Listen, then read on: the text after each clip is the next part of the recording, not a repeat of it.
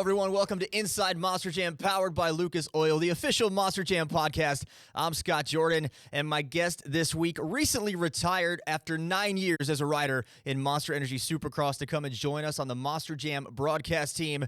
And we go to Lampa, California on the Great Clips hotline to welcome in the 7 deuce, Adam Enticknap. Adam, welcome to Inside Monster Jam, buddy. Good to have you on. What's up, Scott, dude? It's so good to be here.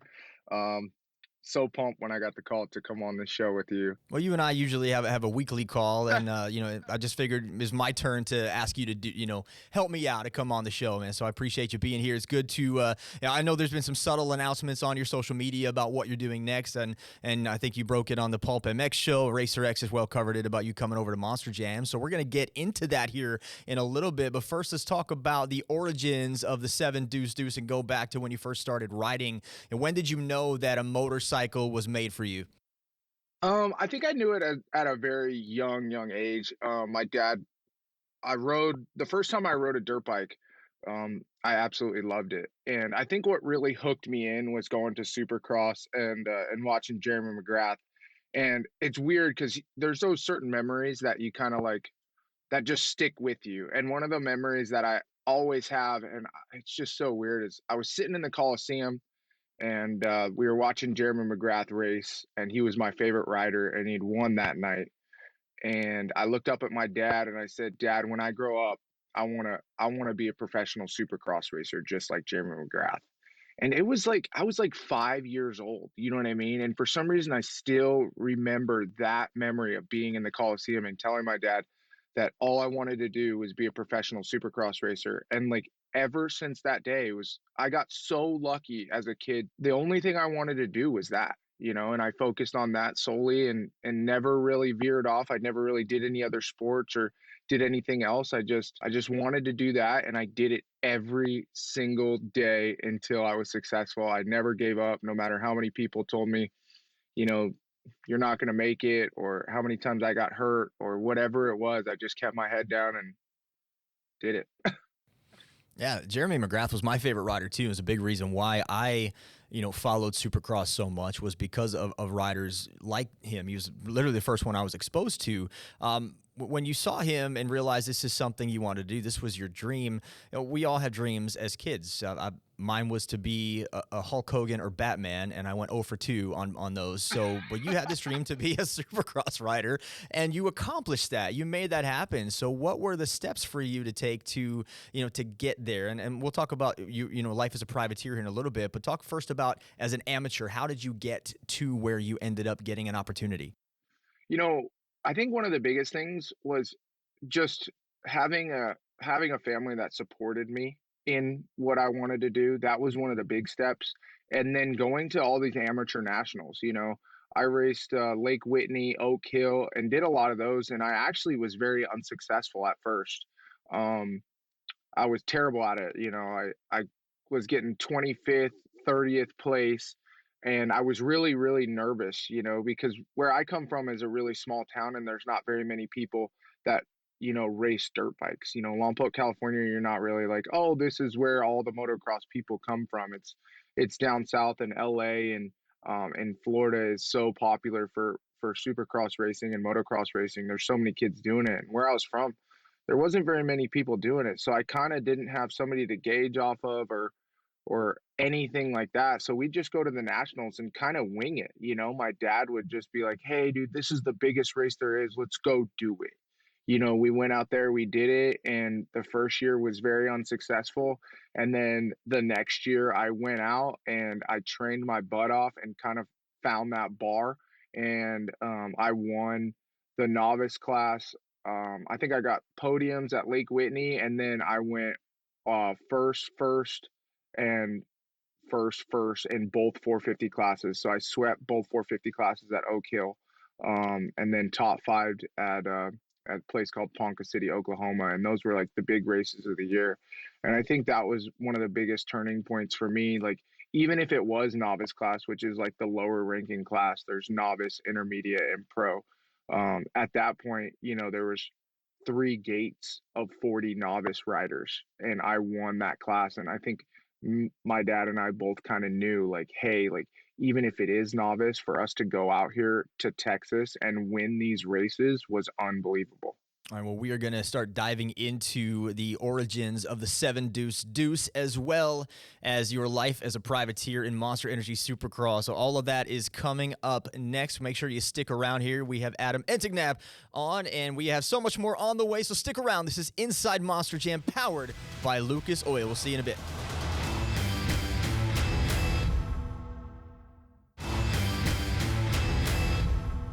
Welcome back to Inside Monster Jam, powered by Lucas Oil. I am joined right now on the Great Clips hotline by former Supercross rider Adam Enticknap, now turned Monster Jam color analyst. So, Adam, let's talk about, and we talked about the origins of you riding. Let's talk about life as a privateer in Monster Energy Supercross. You know, you and I have talked at great length about what life is like for an independent driver in Monster Jam, but I know it's a similar but much different world in Supercross. And you had a team. You were with the HEP Twisted Tea Suzuki team, which everybody loves. Roxon's on there now, so it's a very well established team. But still talk about what you had to do week after week as a privateer, and maybe the difference between what life was like with that team as opposed to a factory team such as Red Bull KTM. Yeah, when I first started Supercross, I was never one of the stars.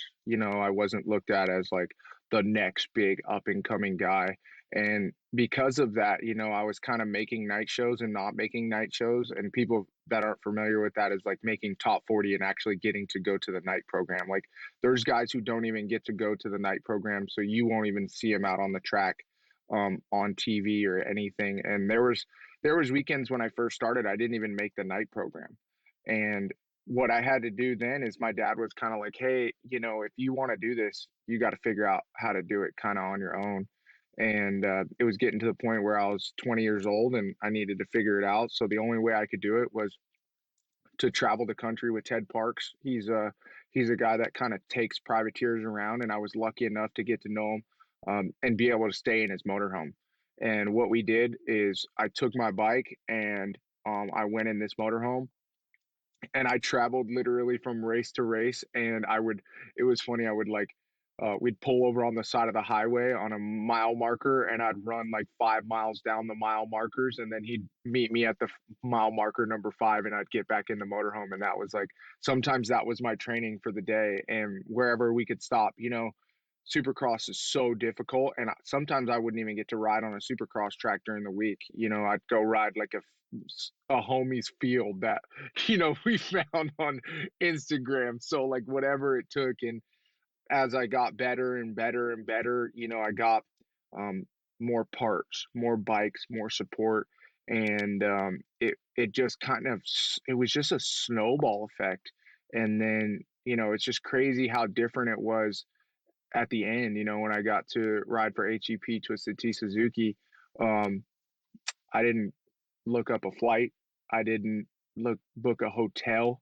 I didn't pay an entry fee, and I know every single thing about Supercross and what it took to do everything. And at the end, at the end, I didn't even have to get my food for the day. I was having food delivered to me, and all I did was show up to the track and ride my dirt bike, and that was it. And I had 3 sets of gear laid out, printed with my name on it in my locker, and I did practically nothing but race a dirt bike. Where when I first started, shoot, if I had to build a motor that weekend before the race, I had to build a motor. If I had to put whatever on my bike, get my gear, I had to go to the laundromat during the week and wash the laundry. So I did whatever it took. So I know from the very very bottom all the way to the very top on racing Supercross. So I'm definitely lucky.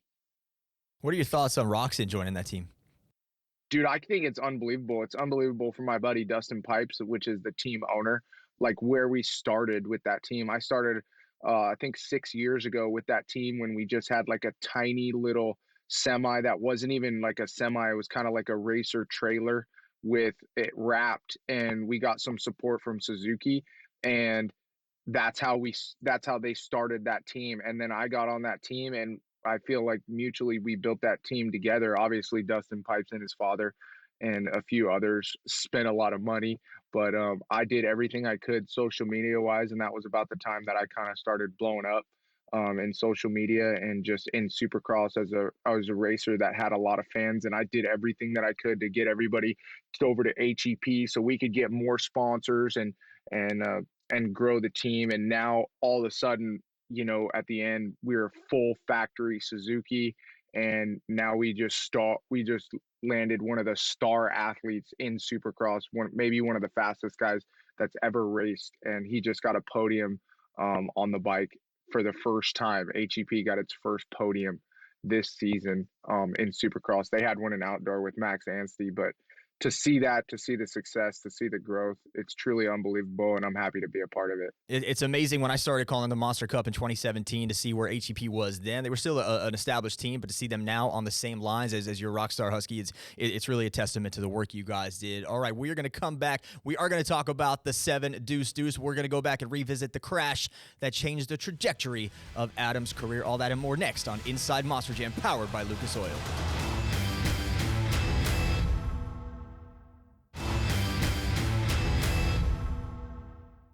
Welcome back to Inside Monster Jam, powered by Lucas Oil. I'm joined again on the Great Clips Hotline by Adam Enticknap. Adam, numbers are a huge deal in Supercross, but you took your number to another level. It wasn't just 722, it became 7 Deuce Deuce. You developed this rapping persona as well. So talk quickly about the origins of that and how you evolved it into this incredibly likable character.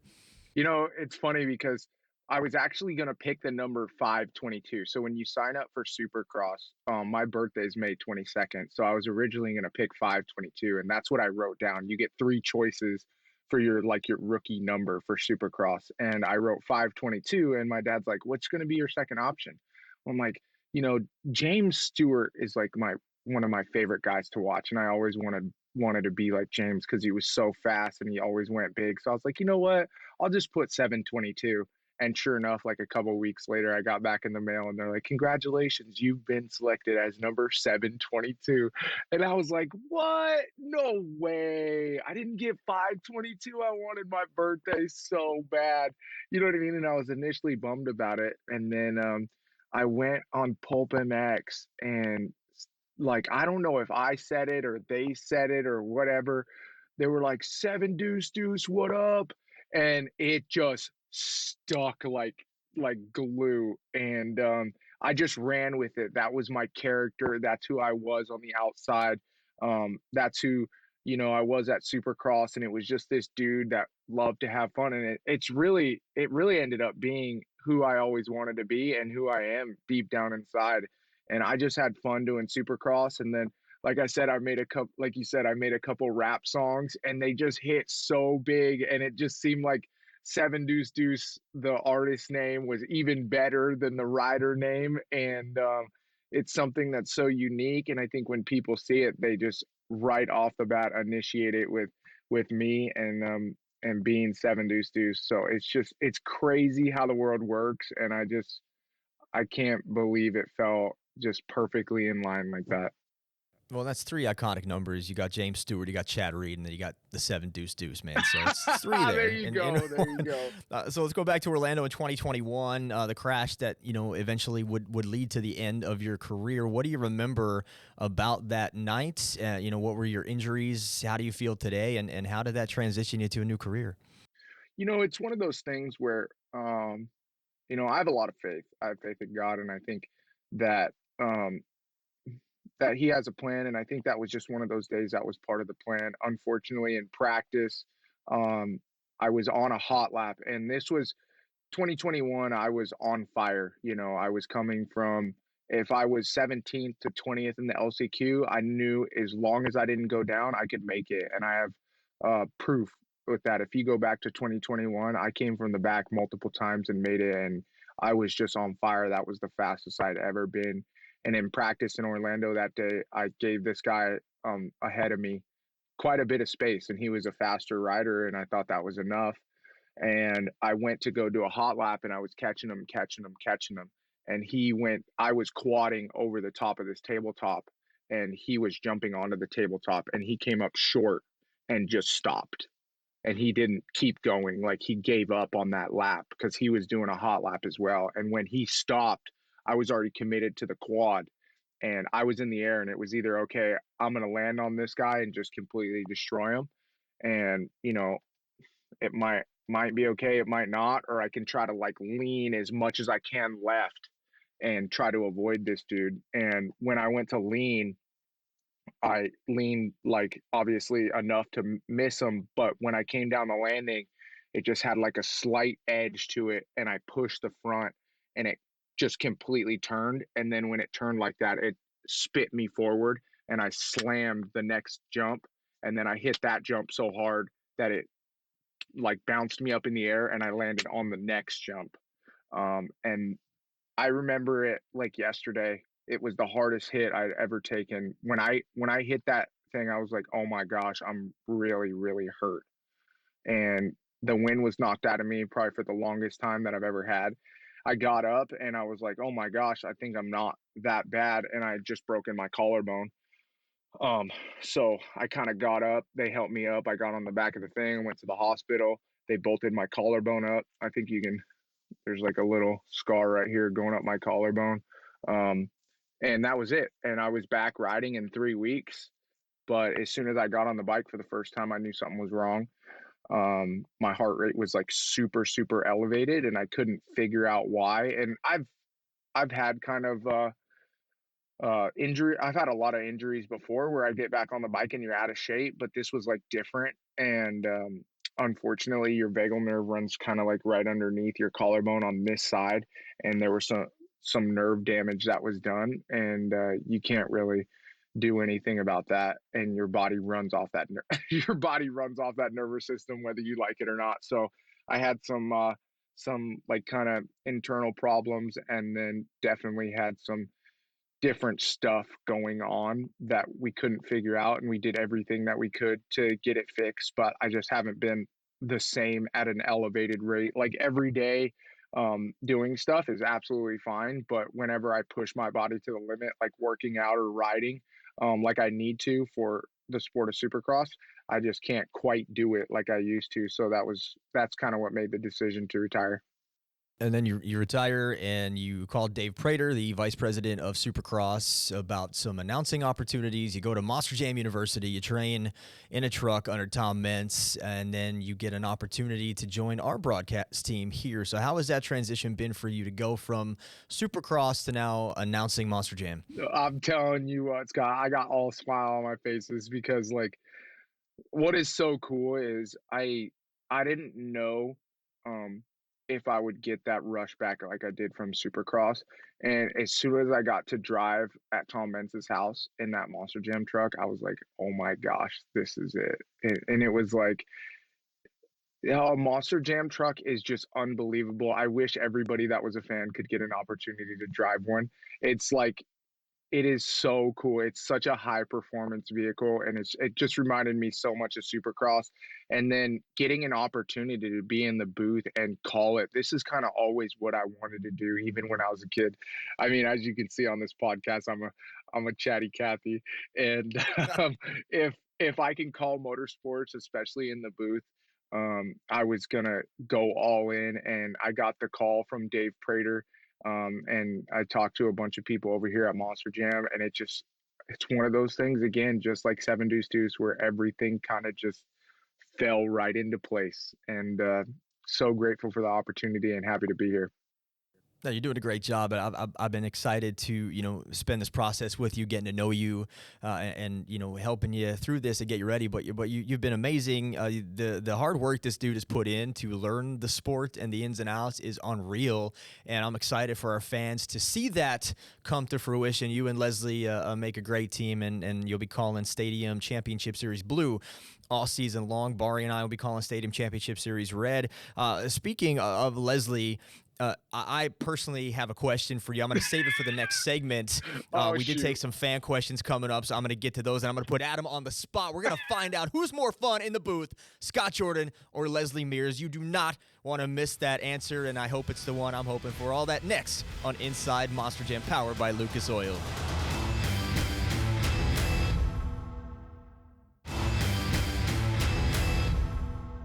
Welcome back to Inside Monster Jam, powered by Lucas Oil. I'm Scott Jordan, joined on the Great Clips Hotline by Adam Enticknap, the 7 Deuce. We're going to rock through some questions here for you. Jack Mitchell on Instagram wants to know, what are the similarities between a Supercross bike and a Monster Jam truck? Because on paper, they could not seem more different. I mean, one of the biggest things is the power delivery. Obviously, a Monster Jam truck has a lot more power, but when you hit the gas or hit the throttle, whatever you want to call it, feels very similar on takeoff. And that's what allows you to do such big jumps like they do in Monster Jam and in Supercross. And then other things are just traction and suspension and how the truck, physically works on the dirt. All right, Bradley Shaw on Facebook is asking if we're going to get any rap songs about Monster Jam. Obviously, that has to happen at some point. Yeah, I mean, we'll see. I'm in the works on an album right now, so I mean, I always love doing fun stuff on the side. So it just depends if something sparks my interest, but I'd love to. All right. This question comes from me. I'm curious what your answer is. This is not the main event question, but real quick, I know a lot of Supercross riders are nice dudes. There's some that have different reputations. Who do you think's the most unapproachable rider in Supercross? Like somebody you just wouldn't want to come up to at any point in time and try to get out of their way? I mean, probably Justin Barcia. It's either Justin Barcia or Jason Anderson right now. I mean, Jason Anderson's been on a tear with talking smack to every single guy on the Supercross circuit right now. So it's got to be either Justin Barcia or Jason Anderson. When you get them outside, they're going at they're fine, but not in it. Those two are going at each other right now, so it's pretty funny to watch that. All right, final question, main event question. You've worked with both of us, and I hope Mears is watching right now. Who is more fun to work with in the booth, Leslie Mears or me? And go. I mean, quick. If Leslie's watching, it's Leslie. I mean, I love working with both of you, but I think Leslie would kill me if I didn't say Leslie. So Leslie Mears is definitely better. Yeah, we'll see about that. All right, man. It's been awesome. You can hear Adam and Leslie calling Stadium Championship Series Blue all season long on Monster Jam Television. Adam, thanks so much for spending your morning with me, man, and I look forward to seeing you soon. I love talking with you, Scott. Enjoyed this show. Can't wait. That is all the time we have. Make sure you stay involved on social media and join me right here next time on Inside Monster Jam, powered by Lucas Oil.